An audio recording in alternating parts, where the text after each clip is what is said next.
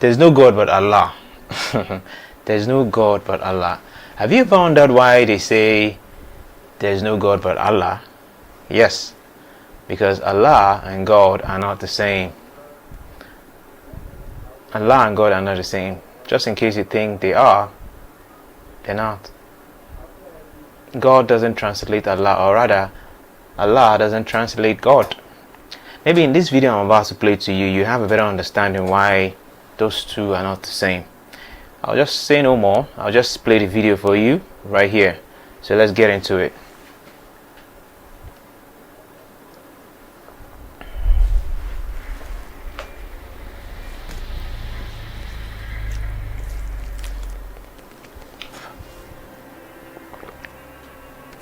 We say Allah.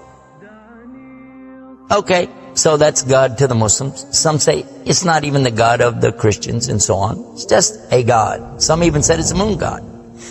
But let us now look at the linguistic of the word Allah. It in itself is the beauty of Islam.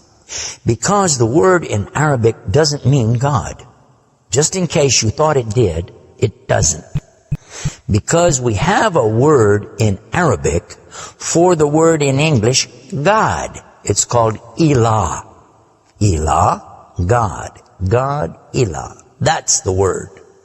But when we speak about the one and only God, the one that's to be worshipped, the God of Adam, the God of Abraham, and the God of Moses, God of Jesus Christ, peace be upon him, and the God of Muhammad, peace be upon him, we're talking about essentially the only God that's worthy to be worshipped. No other God. Now, what would be the proof for this? I realize that we have a lot of detractors who will say, no, that's not true, I don't believe it. Let's get a proof from the English translation of the Bible. That's a good place to start. Around the earth, there are many hotels and motels.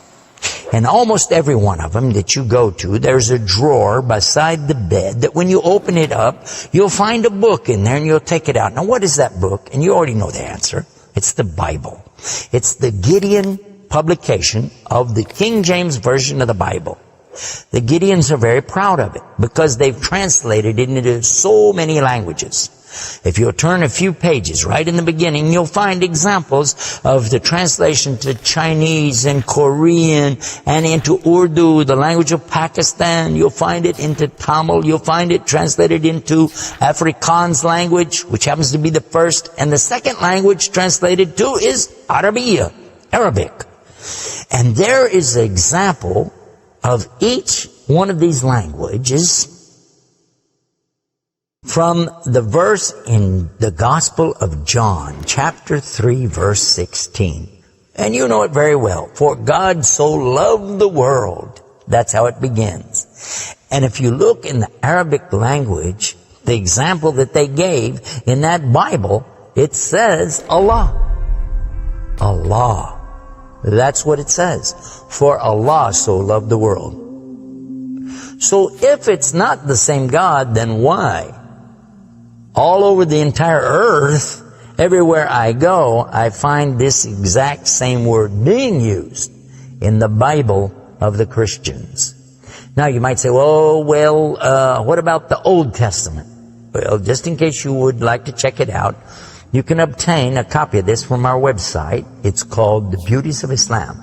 Let me spell it out for you. It starts with B, beautiesofislam.com. Go there and see for yourself. The example is right there. Page 1 of the book of Genesis, of the very beginning of the Quran. Page 1 has 17 verses. And there's the word Allah. Alif, Lam, Ha, 17 times. So just as it's the God for the children of Israel in Arabic language, and it's the God for the Arabs who are Christians, it's also the same God for the Muslims. The word is Allah. Why Allah? Why is it important to have this particular word, and why don't we have it in English? Now, I want to come to the etymology of the word. It comes from the word Ilah, and Ilah means God. But God is defined as what? Anything that's worshipped, whether it be something you can see or you don't see. something you can touch or not touch, something that you can hear or not hear. A God could be anything. A God could be a rock, a stick, a stone, a bone. A God could be something that you could make with your hands. A God can be something you could use your imagination for. It could be a human being. A God could be anything. G-O-D, God, could be anything. But there is no word in English for Allah. So when you translate the word Allah to be God, you've actually diminished the meaning of Allah. That's why whenever you translate the Bible from English to Arabic, you need to use the word Allah instead of God with a big G, which now gives us a clue to the problem. In the English language, they only have one word, God. Little G-O-D. It means something worshipped. It could be idols, images, pictures, statues. It could be human beings. It could be anything. This is God's. Little G-O-D-S. But when you mean the God, you have to capitalize the G. You have to make a big G. Now, what happens if you're going to start the sentence with the word God? You have to make a big G anyway, don't you? So you wouldn't know if it was God, big God, or God, a little God, just any old God. You wouldn't know. Also, whenever you're speaking to someone, they can't see the letters. So when you say God, which God? What God are you talking about? In Arabic, though, it's clear. When you say Ilah, okay, he's talking about a God. And Allah is an Ilah. But he's also Al-Ilah, the only Ilah. And when you say Allah, this firms it up. And there's no doubt in anybody's mind that you're talking about the one and only God. The word Allah in the Arabic language cannot be made plural. There can't be more than one. Okay, that perfectly fits the unique God of the believers, because there's not more than one. He's only one. There's no God beside God. Second point is this: it can't be made female or male. There's no gender to the word. In Arabic, all the words have gender. All words have gender.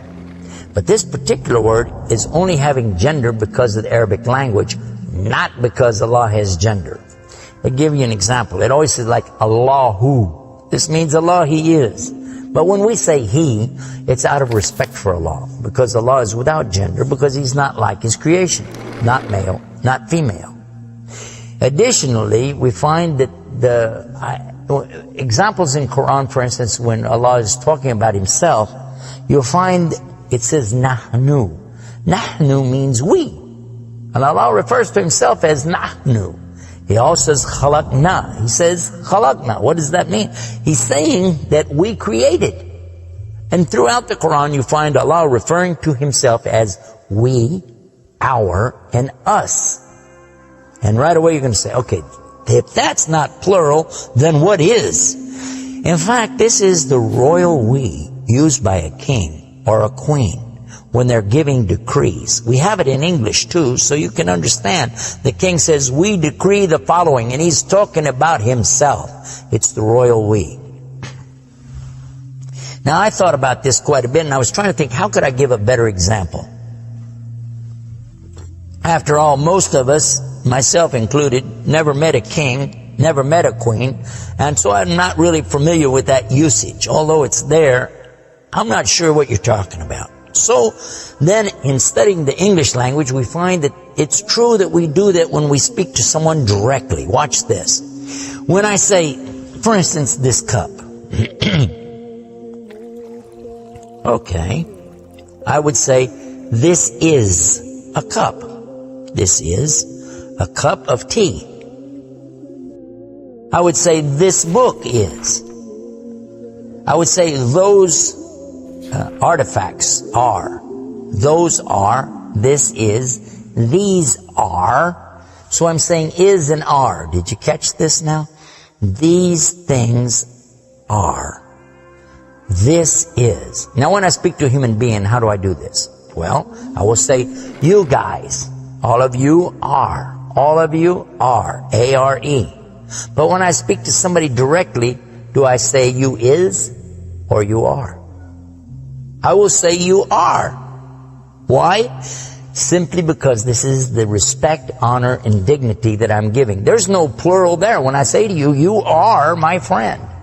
You are a lovely person. But why am I saying are? Why aren't I saying is? You is my friend. You is a lovely person. You'll say, man, this guy doesn't know English language. And in fact, that's how we can understand this usage of we and our when Allah is talking about Himself.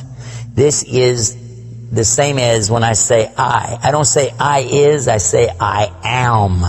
And again, it's to show the, not plural, but rather the specific nobility, dignity, and honor that you give to the one who's speaking about himself and to the one he's speaking to.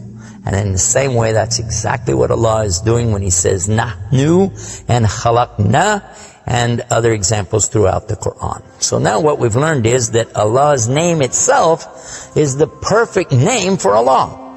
It is something that is so fantastic to describe who He is and who He isn't. The one and only God. There's none other like Him, nothing like unto Him, Allah, and at the same time, the dignity, the royalty, the honor that's due Him is contained in His name.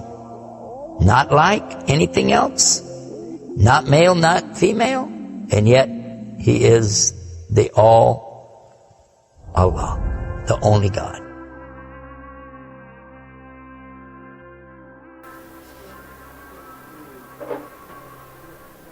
I hope you have a better understanding right now, because I hope you have a better understanding.